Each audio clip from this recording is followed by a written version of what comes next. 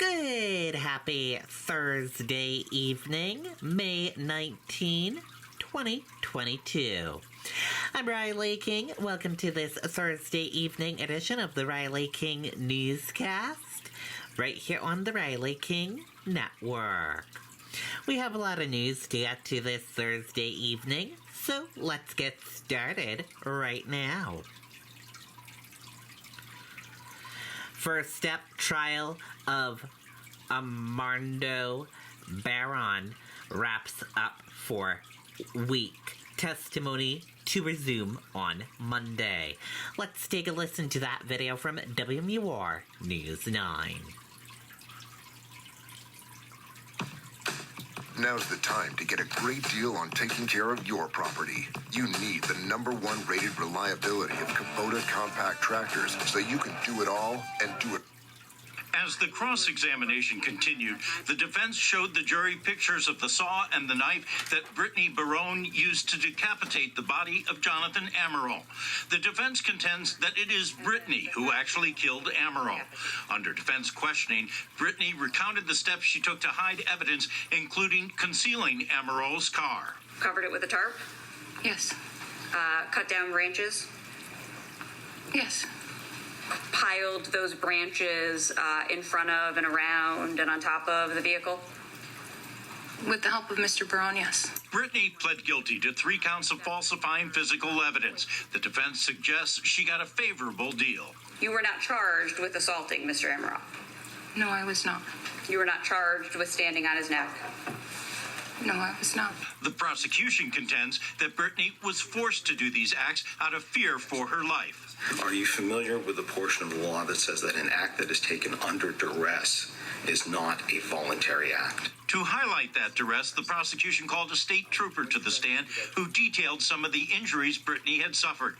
Prosecutors say they were caused by her husband. She had 2 black eyes.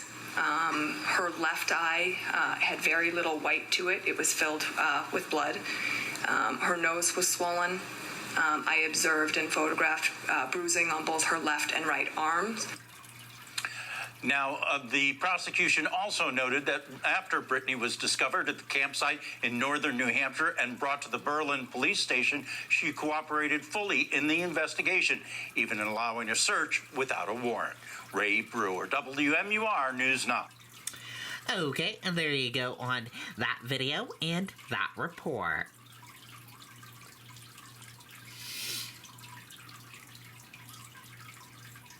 Number of COVID-19 hospitalizations dropped Wednesday in New Hampshire. Let's take a listen to that video from WMUR News 9. Hi. A better internet experience is finally here. With Fidium Fiber Internet, you get ultra-fast gig speeds on a dedicated connection. That's 1,000 megabits per second. Whole home Wi-Fi connects every room and... New COVID numbers this noon here in New Hampshire. There are 4,923 active cases, an increase of more than 300 from Tuesday. 119 patients in New Hampshire hospitals are testing positive for COVID-19, and there are 2 new deaths to report as well. Okay, there you go on that video and that report.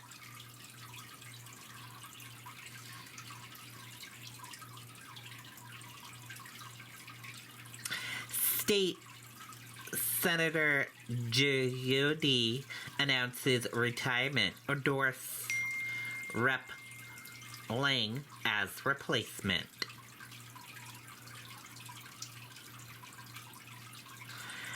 A season of turnover is underway at the State House as longtime State Senator Bob Jyoti, a Republican from Warner, is announcing his retirement and endorsing State Rep. Tim Lang, a Republican from Sanbornton, to replace him.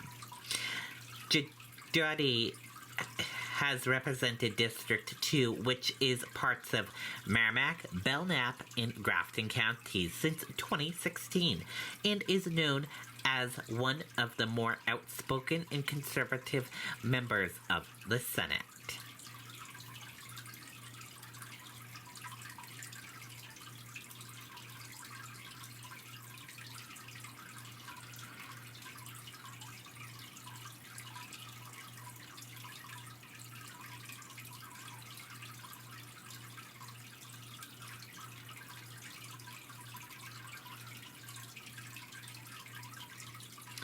First, Russia convicted of war crimes in Ukraine. Let's take a listen to that video from ABC News.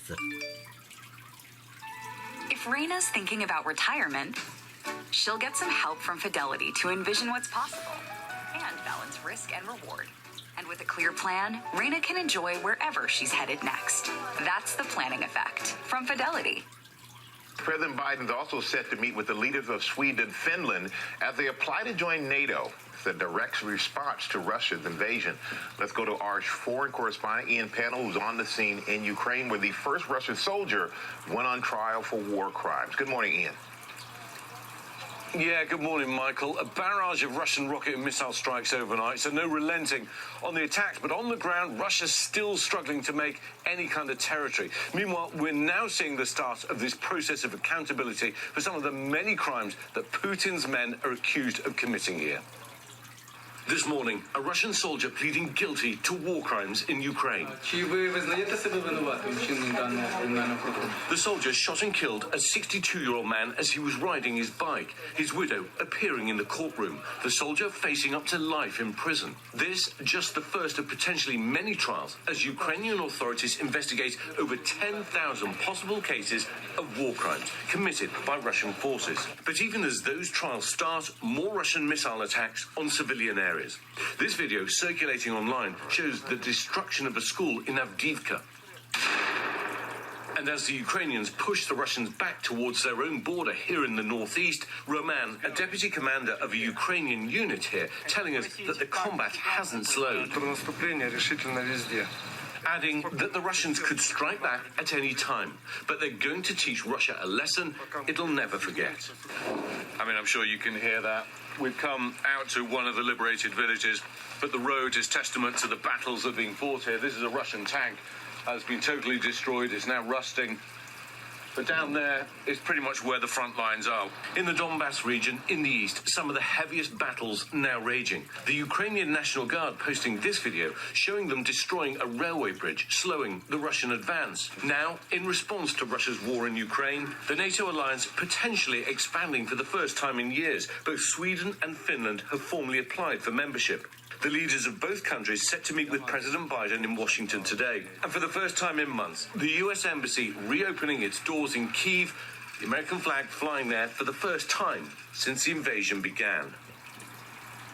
Well, we've talked a lot about Vladimir Putin's war aims backfiring, especially if NATO expands. But I think what's also becoming crystal clear here is that the Ukrainians will no longer accept the status quo that existed before the war. Remember, Russia invaded in 2014-15. They seized Crimea. They seized the Donbass. What we're hearing now from President Zelensky is holding Russia back isn't going to be enough. They're now setting out their store to retake all of that territory. What does that mean? It means a long, hard struggle ahead. Robin? It certainly does, Ian. Thank you. Well, hey there, GMA fans. Okay, there you go on that video and that report. That does it for this evening edition of the Riley King Newscast, right here on the Riley King Network. Thank you for tuning in and watching. Have a great evening, everyone, and I'll see you back here tomorrow for another newscast. Good night and goodbye.